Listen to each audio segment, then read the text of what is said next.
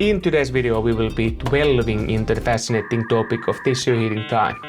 Have you ever wondered how long does it take the body to heal after an injury? Well, I've got you covered. Before we dive into the specifics, let's start by understanding the basic of the tissue healing.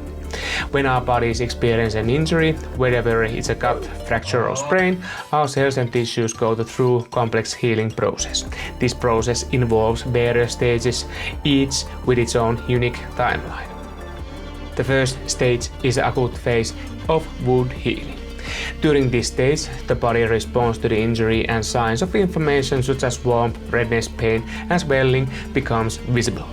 On a cellular level, platelets and white blood cells move to the injured area, releasing substances that break down damaged tissue and triggers the autoimmune response. This phase typically lasts 72 hours after the injury or surgery. The second stage is subacute phase of the wound healing. In this stage, body begins repairing the injured area. New blood vessels form to supply nutrients and oxygen to the healed tissue, and specialized cells called fibroblasts produce collagen, a protein that gives the structure and the strength to the wound. Granulation tissue also forms and it will be filling the gaps or defects. The wound gradually gains, strengthening the fibroblast, replacing the weaker collagen with stronger collagen. The fastest rate of strength gain usually occurs between 7 and 14 days after the injury. The last stage in the chronic phase of wound healing, where the new formed tissue undergoes remodeling and maturation. Collagen continues to be deposited, aligning the fibers and improving the overall strength of the tissue.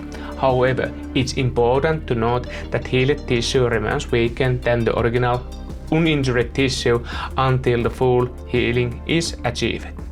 Complete healing and the restoration of full strength can take months or years. Skin healing time.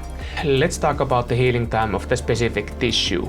When it comes to the skin, if the wound is properly sutured and the outer layer called the epidermis can fully close and heal within 24 to 48 hours. The deeper layers of the skin gain enough of the strength within 10 to 14 days, but it may take longer for the wound fully retain its maximum strength. It's important to follow the recommended healing process, take the proper care of the wound and follow instructions provided by healthcare professionals to promote optimal healing and minimizing the risk of complications. If you want to print free info sheet about healing tissue times, then link is down in the description. Muscles typically take around 6 weeks to 6 months to regain their full strength depending on the severity of the issue and the size of the gap between the muscle fibers.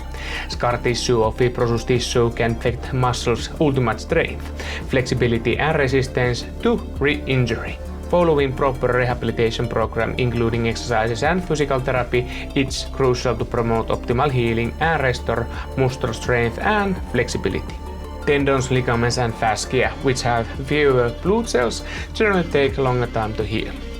It can take up to 1 year for these tissues to approach their full strength.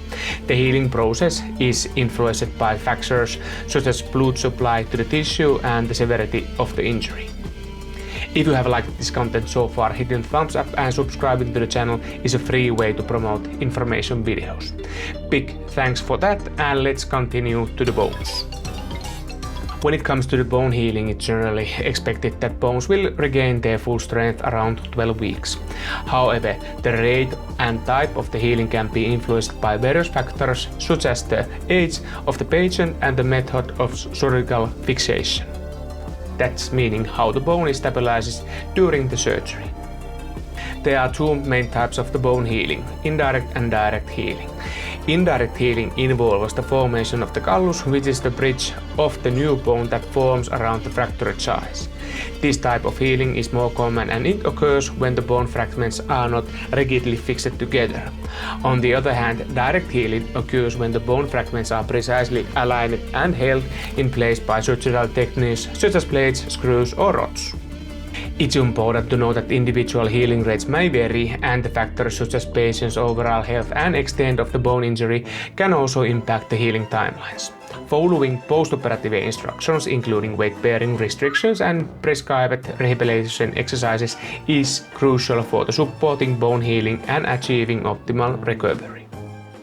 If you want to find out how to tackle acute injuries, here is a video topic for you, and from this playlist you can find all my health related videos. Be safe, and I hope you to see in the next one.